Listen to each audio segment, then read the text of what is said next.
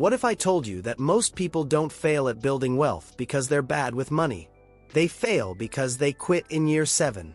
Right before everything changes. Right before the curve bends. Right before the money starts moving faster than they do. Here's the truth nobody explains clearly enough. Wealth does not grow in a straight line. It grows in phases. Predictable phases. And if you don't understand the timing of those phases, you will almost certainly walk away at the worst possible moment.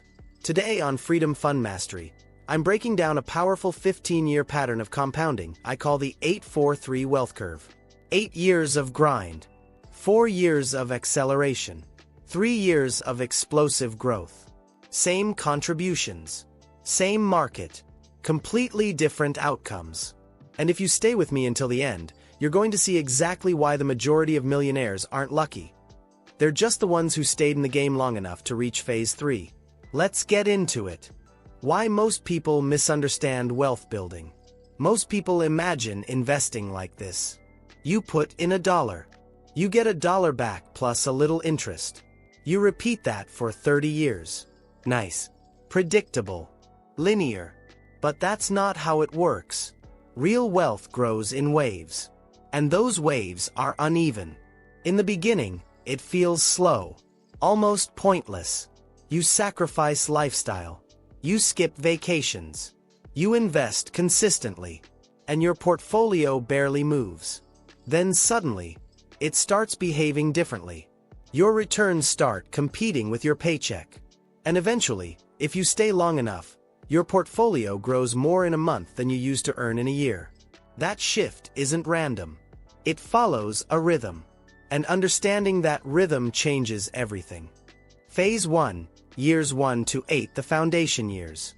This is where 90% of investors fall off. The first 8 years are not glamorous. They are not exciting. They are not Instagram-worthy. They are discipline years. Let's say you invest $500 per month. That's $6,000 per year. Over 8 years, you contribute $48,000 of your own money. Now assume a long-term average return of about 10% annually, which historically aligns with broad U.S. stock market returns over long periods. After 8 years, your portfolio might sit somewhere around $70,000 to $75,000. On paper, that sounds solid. But emotionally, it doesn't feel life-changing. You've sacrificed for almost a decade, and you're still nowhere near financial freedom. Here's what's actually happening. In phase 1, you are doing almost all the heavy lifting. Your paycheck is building the base.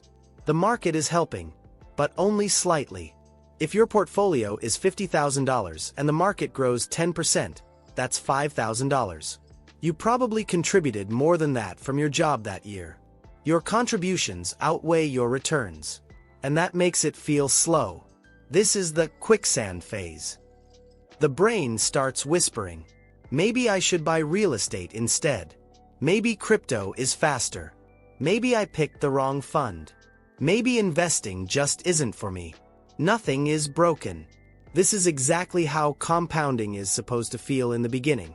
Phase 1 is not about big returns. It's about reaching critical mass. You are packing the snow. You're not rolling the snowball yet. And if you quit here, you paid the cost, but never collected the reward. Phase 2, years 9 to 12, the acceleration shift. Now something changes. Around years 9 through 12, the math begins to behave differently.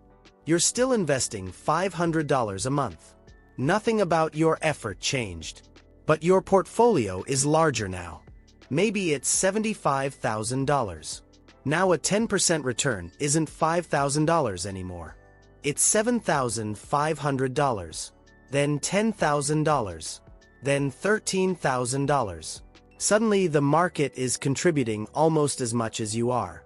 In strong years, your portfolio growth might exceed your annual contributions. That's the shift. You're no longer pushing the car uphill. Gravity is starting to help. Here's the wild part. In just these 4 years, your wealth often grows by roughly the same amount it took 8 years to build in phase 1. 8 years of grind, replicated in 4. You just doubled your speed. Psychologically, This phase feels amazing. You start checking your account with curiosity instead of anxiety. You stop dreading market dips. You begin trusting the process. You've survived volatility. Maybe a recession. Maybe a correction. And you didn't sell. Now the machine is working with you. But believe it or not, this isn't even the best part. Phase 3, years 13 to 15, the vertical takeoff. This is where most brains break. Years 13 through 15. Just 3 years. But this is where the curve goes vertical. Now your portfolio might be sitting around $130,000 to $150,000. A 10% year isn't small anymore. It's $13,000 to $15,000. In a strong market year, it could be $20,000 or more. That's without increasing your monthly contribution. The returns are generating returns. Interest is earning interest on interest. This is exponential growth in action.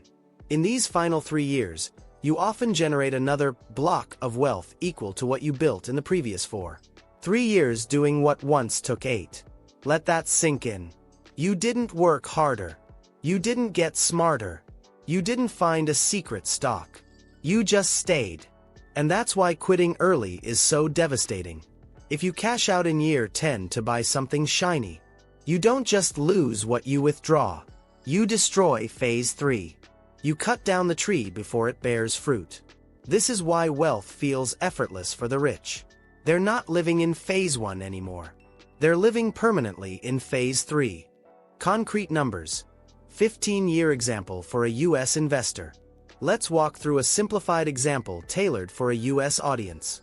Monthly investment, $500. Annual investment, $6,000. Investment vehicle, broad, diversified U.S. equity index fund. Average long-term return assumption, 10%. Remember, markets are volatile year to year. Some years plus 25%. Some years minus 20%. But over long stretches, 10% is a reasonable historical baseline for equities. After 8 years, you contributed $48,000. Portfolio might be around $70,000 to $75,000. After 12 years, total contributions, $72,000. Portfolio could reach around $130,000 to $140,000. That means in just 4 years, you added nearly the same wealth as the entire first 8. By year 15, total contributions, $90,000. Portfolio potentially pushes past $200,000. That final 3-year surge can add $60,000 to $70,000 or more. Flat, then steep, then vertical. That's the curve. Why starting today is non-negotiable. If phase 3 hits around year 15, every year you delay pushes that breakthrough further into the future. Start at 22. Phase 3 arrives around 37. You still have decades ahead. Start at 35. Phase 3 hits around 50. Still solid, but the runway is shorter. Start at 45. Now your vertical phase doesn't show up until 60. Time is the only asset you cannot earn more of. You can increase income later. You can invest more later. But you cannot create more compounding years. Time cannot be dollar cost averaged. The clock is either running for you, or it isn't. Why market crashes are secretly powerful early on. Here's something that sounds crazy at first. If you're in the first 8 years, market crashes can be a gift. Why? Because you're a net buyer. If the market drops 20% in year 4, you're buying shares at a discount. You're accumulating more units. When recovery happens, and historically markets have always recovered over long horizons, those extra units amplify phase 2 and phase 3. In early years, volatility is an ally. It only feels scary if you don't understand the 15-year arc. Zoom out. The silent killer. Fees. Now let's talk about something that can quietly destroy this entire curve. Fees. A 2% annual management fee sounds small. It's not. Over 15 years, that fee compounds against you. It flattens your exponential curve. It drags your speedboat with an anchor. If your portfolio returns 10% but you pay 2% in fees, you're effectively earning 8%. That difference over 15 years can mean tens of thousands of dollars lost. Clean compounding requires minimal friction. Low-cost index funds. Broad diversification. Minimal turnover. The goal is to capture market returns, not fund someone else's luxury lifestyle. Small percentages matter enormously when time is involved. How to build your 15-year wealth machine. Step 1. Define your 15-year target. Is it financial independence? Early retirement? A down payment? Freedom from debt? Name it. Specific goals increase commitment. Step 2. Automate everything. Manual investing relies on willpower. Willpower fails when headlines scream recession. Automation doesn't panic. It buys. Step 3. Keep it simple. Broad US or global equity exposure. No need for 30 niche sectors. Complexity increases mistakes. Step 4. Protect the timeline. Don't raid the account for lifestyle upgrades. Don't stop contributions because of fear. Don't chase trends halfway through. The 8-4-3 curve only works if you do not interrupt the machine. Consistency beats intensity. Boring beats brilliant. The biggest mental shift. From quick wins to long games. Understanding this cycle eliminates the urge for fast money. Trying to double your money in 6 months? That's speculation. Real wealth is built over at least 15 years. Instead of asking, what stock is hot right now? You start asking, what process can I sustain for 15 years? That's a powerful shift. Because sustainable systems outperform short bursts of enthusiasm. The tree analogy. Think of investing like planting a tree. Year 1. It's a stick in the ground. Year 3. Still small. Year 7. Growing, but unimpressive. Year 12. Now it's noticeable. Year 15. It starts producing serious fruit. If you dig it up every year to check the roots, it dies. Wealth is similar. Leave it alone. Water it. Protect it. Let time do what time does best. Bringing it all together.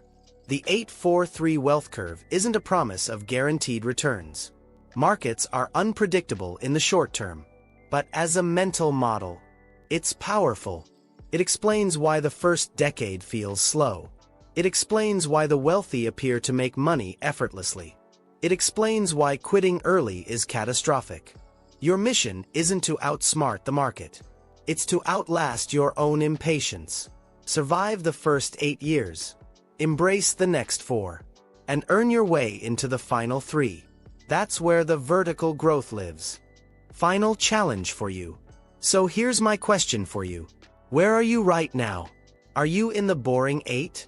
The accelerating 4? Or approaching the vertical 3? Drop it in the comments. And if you know someone who's thinking about quitting investing because it's not working yet, share this with them. It could save them from walking away right before everything changes. This is Freedom Fund Mastery. We don't chase hype. We master patience. Subscribe if you're committed to building real wealth the long way. The way that actually works. I'll see you in the next one.